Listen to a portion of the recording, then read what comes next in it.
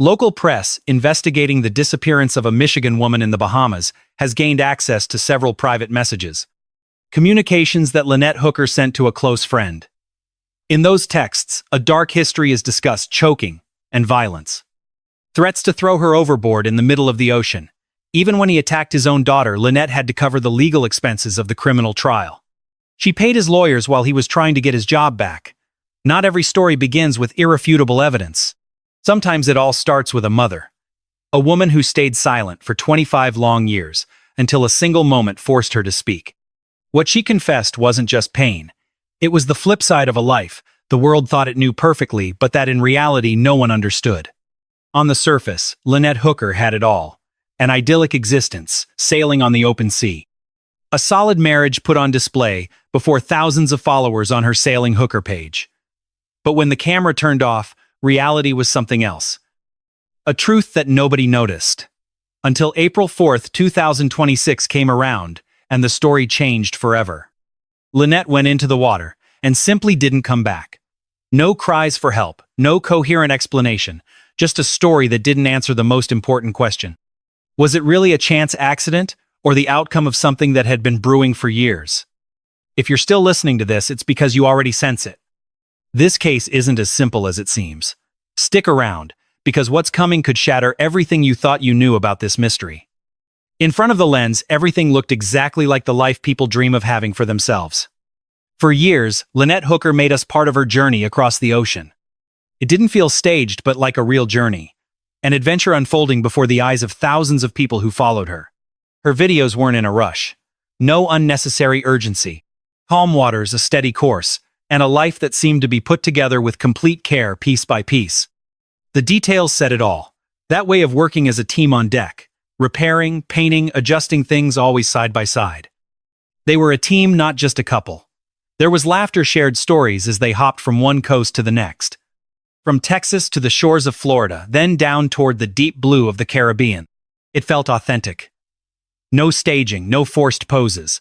So real it was impossible not to believe them. And maybe that's why no one suspected anything. Because nothing seemed out of place or cracked.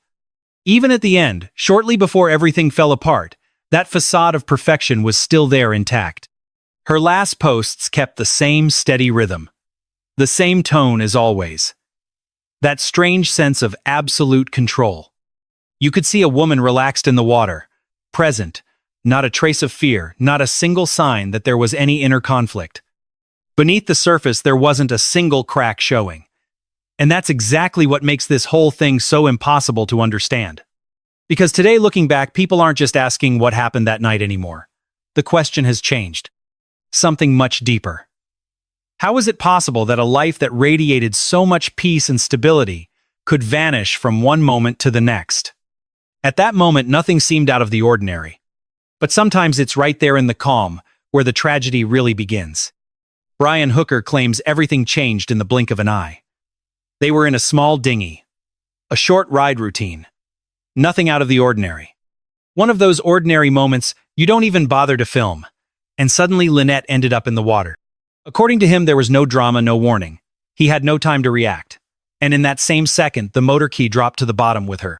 Just like that, the motor was out of commission. The fact is that to this day, there isn't a single piece of physical evidence that she died. That's the big legal hurdle. It's the key element they'd need to prove to hold up any serious accusation at trial. He was part of my life growing up, and there's still an emotional bond there, someone I care about. That's why it hurts so much to see someone close in this situation.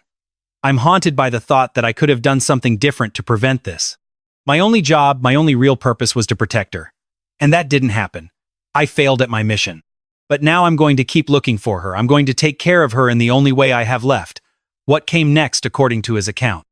It was a snowball. A series of misfortunes that escalated in seconds. Without the key, the dinghy couldn't maneuver. The wind started blowing hard enough to push them off their original course, without any way to correct it. The current began dragging the boat away from the spot where she'd gone over. He says he tried to go back. On that detail, his story has been consistent. But the weather, he says, turned against him. The wind gave no break, and the distance between them just kept growing. In the middle of the sea, a few yards quickly turned into a gap, impossible to cross. At some point during the crisis, he fired a flare. Total silence. No response. For hours, he drifted adrift, without a motor, to break the emptiness. He lost control. All that was left was the rocking of the water, that blind force now deciding his course. Finally, he started rowing, but not toward the spot where she went under, but looking for dry land. He spent nearly 7 hours moving with the current until the raft hit shore near Marsh Harbor. He was miles from the original location. Later on in a message, he summed it up simply, "The wind carried me away." She swam toward the sailboat. And suddenly, we lost each other. On the surface, it all seems logical. An accidental fall, a lost key, a motor that fails. Nature taking over. Each piece on its own makes sense. However, when you put them all together, there are details that start to feel off. They aren't obvious contradictions, they're more like gaps, silences, moments where other paths could have been taken, things that simply weren't done, decisions or the lack of them that ended up shaping the fate of that night. And in tragedies like this one, those moments, no matter how insignificant they may seem, are usually the ones that weigh the most. While Brian Hooker tells what happened at sea, Carly Ellsworth is fixated on what came after. For her, this isn't about the weather or bad luck, it's about choices, about will. And what he decided to do doesn't fit not even close with what you'd expect in such an extreme situation. Her first question is blunt: why didn't he drop the anchor? On the open sea, when someone disappears, every second is critical. Stopping the boat and holding your position is literally the difference between saving someone or losing sight of them forever. But according to his own account, the raft just kept drifting. That brings us to the second question: why didn't he stay to search? Even without a motor, there are always alternatives. You can slow your drift. Try not to get too far from the exact spot.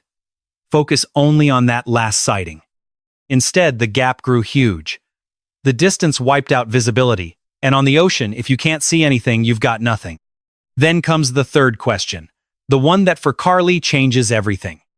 It changes the tone of the whole case. Why head in the opposite direction?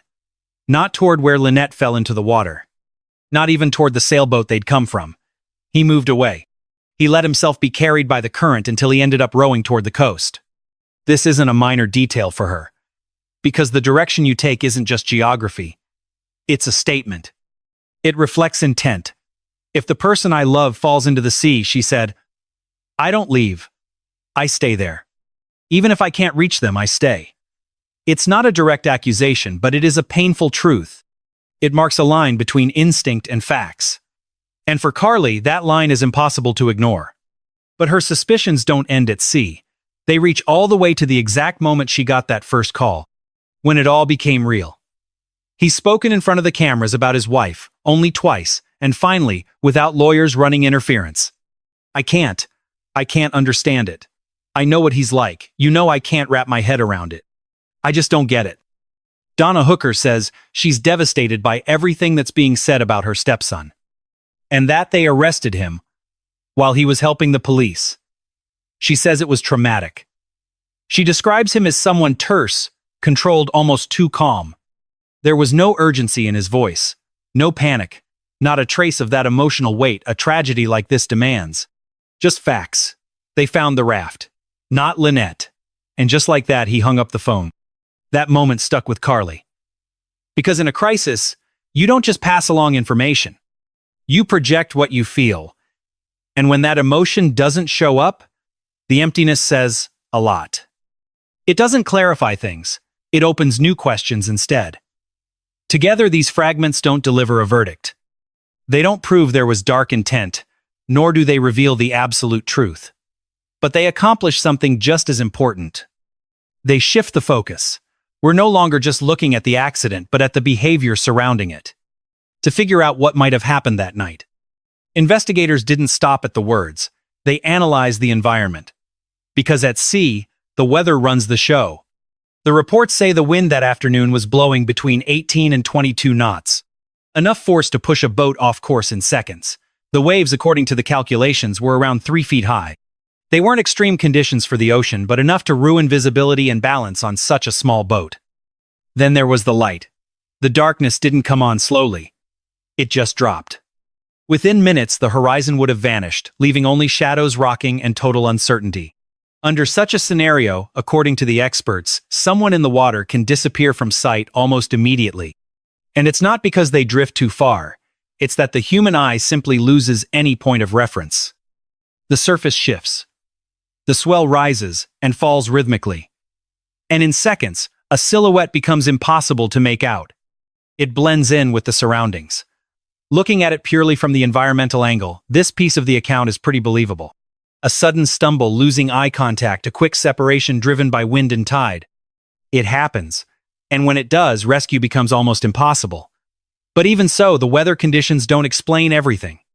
Because while nature justifies the disappearance, it doesn't fully explain the decisions that were made afterward.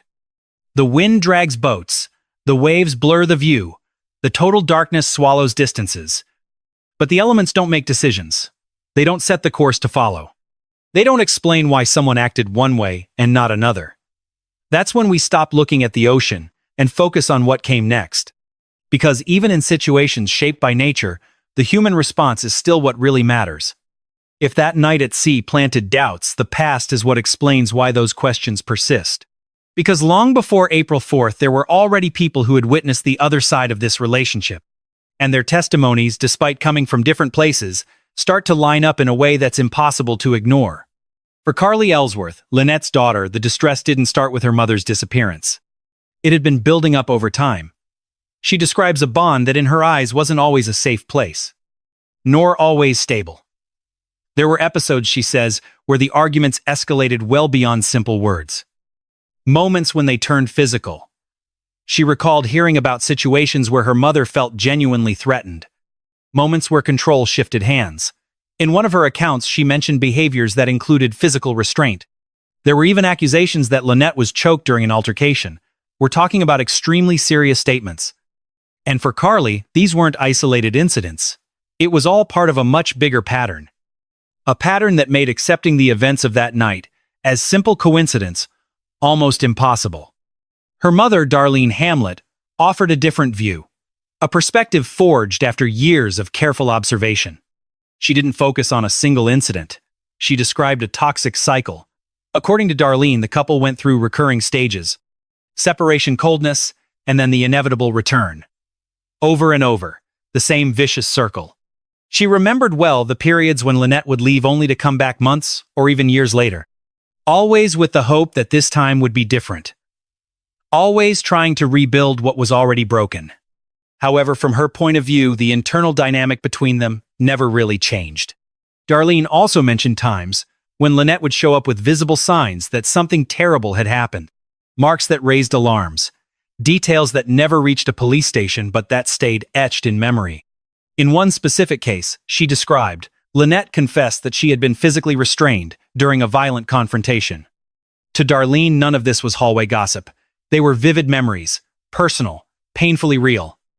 Observations that over the years painted a consistent picture, a reality she believes the outside world never saw. The neighbors added another piece.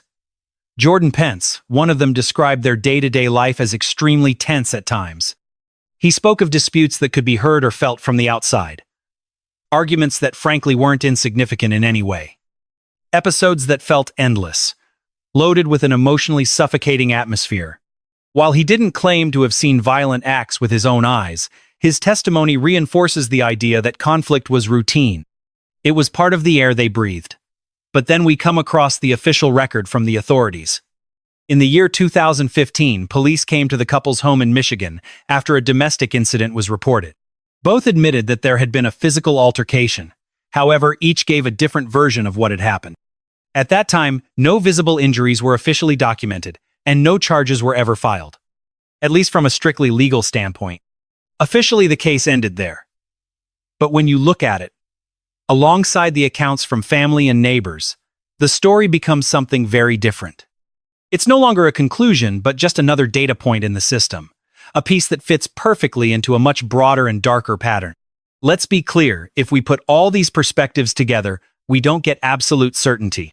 They don't manage to build an irrefutable timeline of events, but they do challenge a fundamental belief. The idea that this was the perfect relationship. Because when voices from different circles and time periods agree in describing the same dynamics, it's no longer so easy to look the other way. That apparent calm starts to show cracks of tension. What once seemed solid and whole now feels fractured.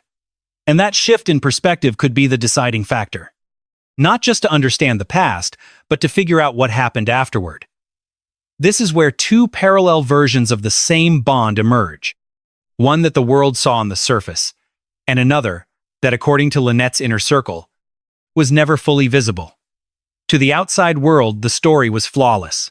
A couple living in total freedom at sea, sailing from coast to coast in a life of movement, simplicity, and independence.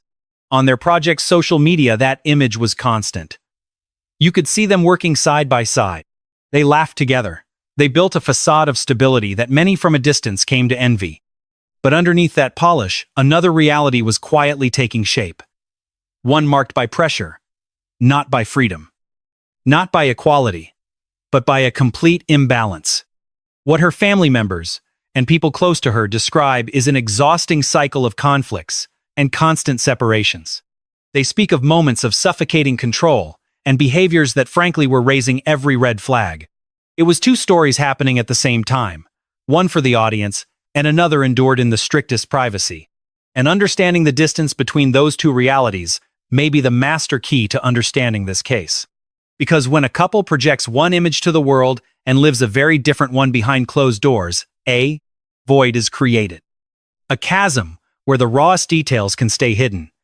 And sometimes that void only becomes obvious when it's already too late. But beyond the emotional toll, there's another layer that's starting to become tangible now. One less obvious, but perhaps just as revealing: the couple's financial structure. According to Darlene Hamlet, Lynette's mother, that wasn't a team setup. It was something totally one-sided.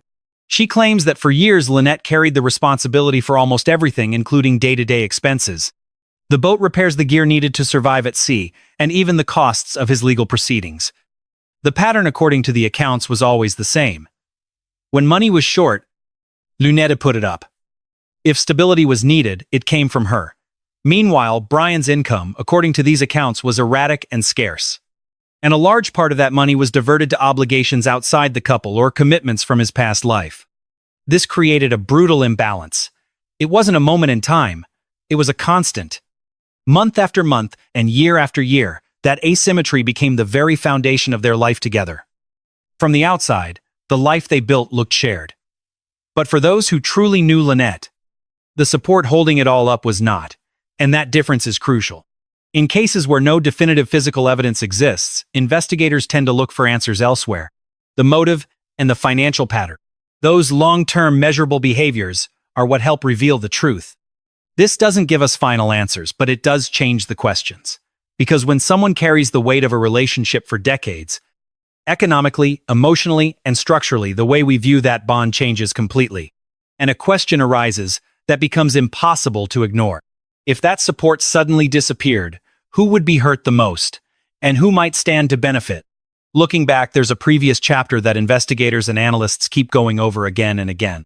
In the year 2006, Brian Hooker faced formal charges in a case with extremely serious accusations. The details were aired in court, and ultimately he was acquitted. If we look at it from a purely legal standpoint, the outcome is clear-cut. None of the charges brought ended in a firm conviction. But for those close to Lynette, there's a detail from back then that weighs far more. It's not the verdict itself, but the suffocating financial burden that came with it. Darlene Hamlet is clear about it. The legal defense, the fees for each of the attorneys, and the costs imposed by the court. A mountain of money. And it was Lynette who paid.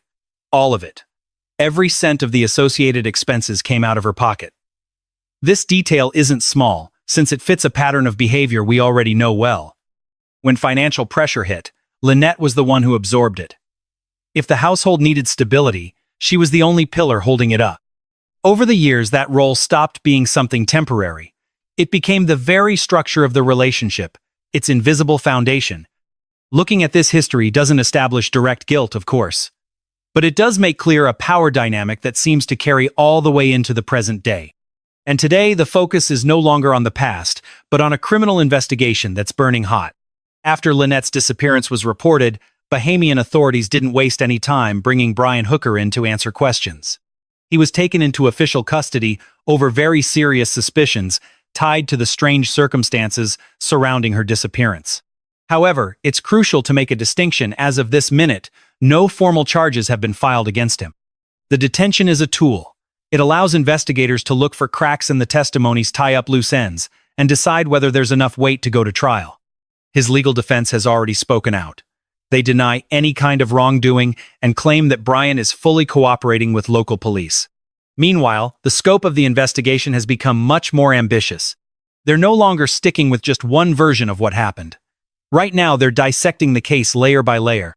They're analyzing the boat from top to bottom, its mechanical condition, its movement coordinates, and whether there was any real motor failure. Then there are the digital trails. I'm talking about messages, exact timelines, and the activity of every device involved on that trip. And of course, the numbers.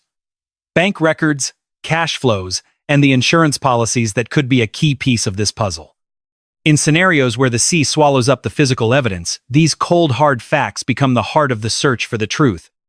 They offer something that words can't provide: traceability, consistency, and in many cases the motive for the crime. The case is still open. There's no definitive conclusion on the table yet, but the direction the inquiries are taking is getting clearer by the day. As of today, Lynette Hooker's whereabouts remain a mystery. There's no weapon, no body, not a single moment that explains everything at once. But emptiness doesn't mean a lack of evidence. Little by little, the pieces are starting to fit together in an unsettling way. In stories like this one, where there's no body to speak, the truth doesn't fade away. It simply shifts. It stops being what someone says happened and finds refuge in the facts that no one can manipulate. Money transfers, GPS records, digital noise that doesn't rely on fragile human memory. Things that stay there when everything else is pure uncertainty. And while the ocean still holds its secrets, the investigation on dry land continues to move forward steadily.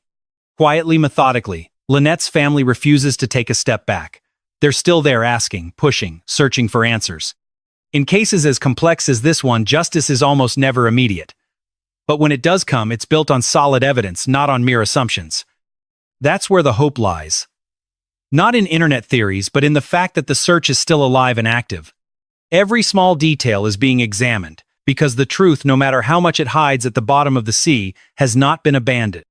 So the question is still out there: what really happened in the darkness of those waters that night? And who is the real beneficiary of Lynette no longer being around? The answers may not be visible yet, but they most likely already exist. Hello everyone, this is our criminal analysis team. Our commitment is to bring you clear, timely, and valuable information about cases that have shocked the world. Always from a perspective that aims to be informative and, above all, educational. Everything we present here has been gathered from public and reliable sources at the time of publishing this video. We are not here to judge or to throw accusations at anyone. All individuals mentioned are considered innocent until the competent authorities issue an official ruling. Keep in mind that the details may change as the investigations progress or due to unintentional human errors. Therefore, take this content only as a tool for analysis and information. Some images or details may be sensitive for some viewers. We ask for your discretion before continuing.